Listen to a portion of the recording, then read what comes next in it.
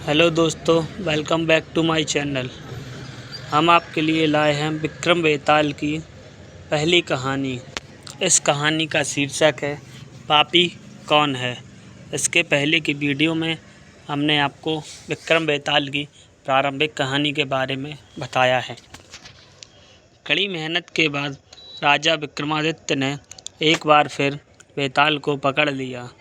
वह उसे अपने कंधे पर लादकर शमशान की ओर ले चले।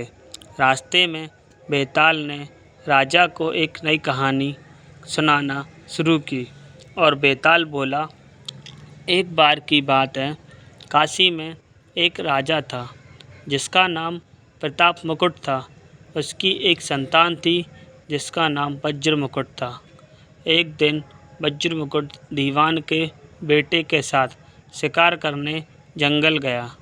काफ़ी घूमने के बाद उन दोनों को एक तालाब दिखा जिसमें कमल खिले थे और हंस उड़ रहे थे। दोनों दोस्तों ने वहां रुककर तालाब के पानी से हाथ मुंह धोया और पास ही बने महादेव के मंदिर में दर्शन करने चले गए। दोनों ने अपने घोड़े मंदिर के बाहर ही बांध दिए। फिर जब दोनों दोस्त दर्शन करके मंदिर से बाहर निकले तो उन्होंने देखा कि तालाब में एक राजकुमारी अपनी सहेलियों के साथ स्नान करने आई है। राजकुमारी को देखकर राजकुमार काफ़ी खुश हुआ। राजकुमार और राजकुमारी दोनों एक दूसरे को देखकर मोहित हो गए, जबकि दीवान का बेटा वहीं एक पेड़ के नीचे आराम करने लगा। राजकुमार को देखते ही राजकुमारी ने बालों में से एक कमल का फूल निकाला, कान से लगाया, दांतों से कुतरा, पैरों के नीचे दबाया और फिर अपनी छाती से लगाकर अपनी सहेलियों के साथ चली गईं। उसके जाने के बाद राजकुमार काफ़ी दुखी हुआ और अपने मित्र के पास लौटकर सारी बात बताई। राजकुमार बोला, मैं राजकुमारी के बिना नहीं रह सकता हूँ, लेकिन मुझे इस राजकुमारी के बारे में कुछ भी नहीं पता है। वह कहाँ रहती, उसका नाम क्या है। दीवान के बेटे ने सारी बातें सुनी और राजकुमार को दिलासा देते हुए बोला, राजकुमार आप घबराइए मत। राजकुमारी ने सब कुछ बताया है। आश्चर्यचकित होते हुए राजकुमार ने पूछा, वो कैसे। दीवान के बेटे ने राजकुमार को बताना शुरू किया कि राजकुमारी ने कमल के फूल को बालों से निकालकर कानों से लगाया। यानी राजकुमारी का कहना है कि वह कर्नाटक से है। दांत से फूल को कुतरा, मतलब उनके पिता का नाम दंतावट है। फूल को पांव से दबाने का मतलब था कि राजकुमारी का नाम पद्मावती है और फूल को सीने से लगाने का मतलब था कि अब आप उनके हृदय में बस चुके हैं। यह सब सुनते ही राजकुमार बहुत ज़्यादा खुश हो गया। खुश होते हुए राजकुमार ने दीवान के बेटे से कहा कि मुझे कर्नाटक जाना है, मुझे वहाँ ले चलो। दोनों दोस्त कई दिनों तक घूमते फिरते कर्नाटक पहुँचे। जब वो दोनों राजमहल के निकट पहुँचे तो उन्हें एक चरखा चलाती बुजुर्ग महिला दिखी। महिला को देखते ही दोनों घोड़े से उतरे और उसके पास जाकर कहा, माई, हम दोनों व्यापारी हैं, हम बहुत दूर से आए हैं, हमारा सामान अभी तक आया नहीं है, कुछ दिनों में हमारा सामान भी पहुंच जाएगा। हम दोनों को बस रहने के लिए थोड़ी सी जगह चाहिए। उनकी बातें सुनकर बुजुर्ग महिला की ममता जाग उठी। उसने कहा, बेटा, इसे अपना ही घर समझो, जब तक मन करे यहाँ रह सकते हो। इसके बाद दोनों उसके घर में रहने लगे। इसी बीच दीवान के बेटे ने उस महिला से पूछा, आप क्या काम करती हैं माई? आपके यहाँ कौन कौन रहता है? आप कैसे अपना गुजर बसर करती हैं?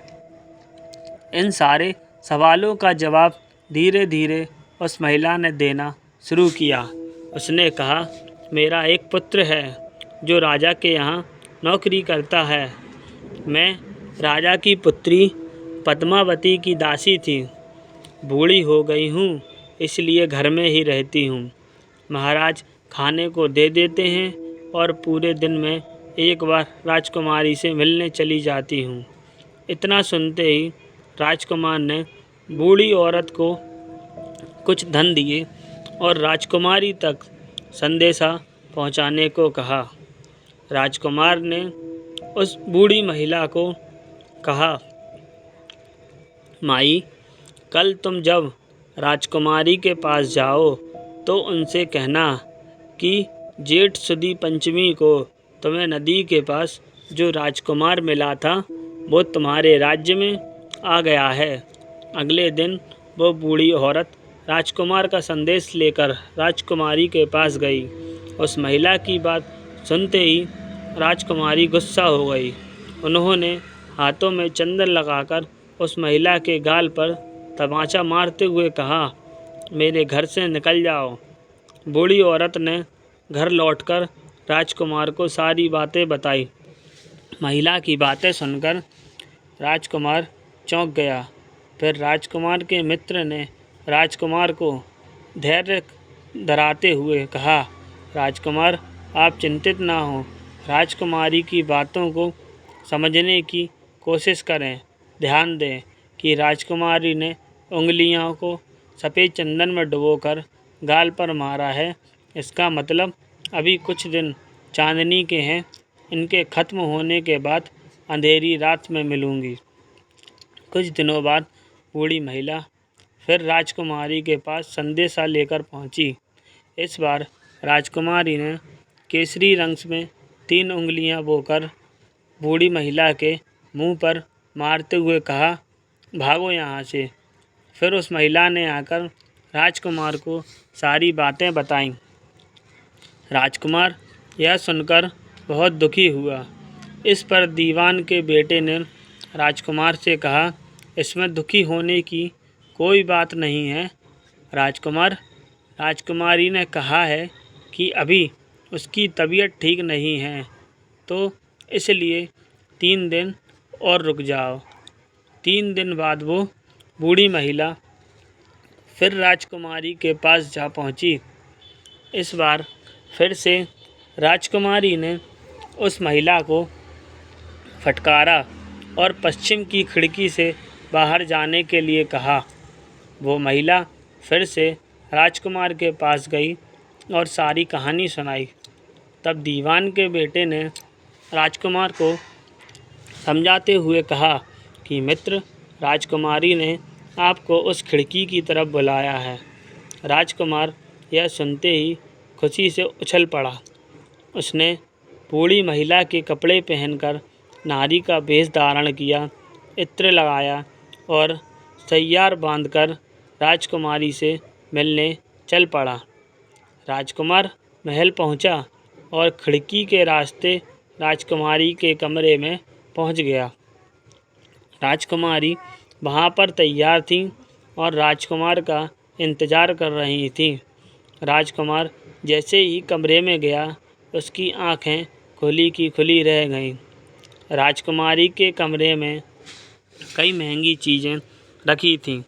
रात भर राजकुमार और राजकुमारी साथ ही रहे। फिर जैसे ही दिन निकलने को आया, राजकुमारी ने उस राजकुमार को सबसे छिपा दिया। जब रात होने लगती तो राजकुमार बाहर आ जाता। इस तरह करते करते कई दिन बीत गए। फिर अचानक राजकुमार को अपने दोस्त की याद आई। राजकुमार को अपने दोस्त की चिंता हुई कि पता नहीं उसका दोस्त कहाँ होगा, कैसा होगा और उसका क्या हाल हुआ होगा। राजकुमार को दुखी देखकर राजकुमारी ने राजकुमार के दुख का कारण पूछा। उसके बाद राजकुमार ने राजकुमारी को अपने मित्र के बारे में बताया। राजकुमार ने कहा, वह मेरा बहुत अच्छा दोस्त और चतुर दोस्त है। उसी के वजह से मैं तुमसे मिल पाया हूँ। यह सुनने के बाद राजकुमारी ने राजकुमार को कहा, मैं तुम्हारे दोस्त के लिए स्वादिष्ट भोजन बनवाती हूँ। तुम उसे भोजन कराकर और उसे समझाकर वापस आ जाना। फिर राजकुमार खाना लेकर अपने दोस्त के पास पहुंचा। दोनों मित्र लगभग कई महीनों से नहीं मिले थे। मिलने के बाद राजकुमार ने अपने मित्र को सारी बातें बताईं। राजकुमार ने कहा, मैंने राजकुमारी को तुम्हारी चतुराई के बारे में बताया। राजकुमारी ने तुम्हारे लिए भोजन भिजवाया है। यह सब सुनकर दीवान का बेटा सोच में पड़ गया। उसने राजकुमार से कहा कि यह तुमने ठीक नहीं किया। राजकुमारी समझ गई हैं कि अब तक मैं तुम्हारे साथ हूँ, तब तक वह आपको अपने बस में नहीं रख सकेंगी। इसलिए उन्होंने इस खाने में जहर डालकर भेजा है। यह कहते ही दीवान के बेटे ने उस खाने से एक लड्डू लेकर सामने बैठे एक कुत्ते को दिया। लड्डू खाते ही कुत्ते की मृत्यु हो गई। यह देखते ही राजकुमार को बहुत बुरा लगा। उसने कहा कि ऐसी औरत से भगवान रक्षा करे। अब मैं उस राजकुमारी के पास नहीं जाऊंगा। दीवान के बेटे ने राजकुमार से कहा, नहीं, अब कुछ ऐसी तरकीब निकालनी चाहिए जिससे कि हम उसे साथ में अपने घर ले जा सकें।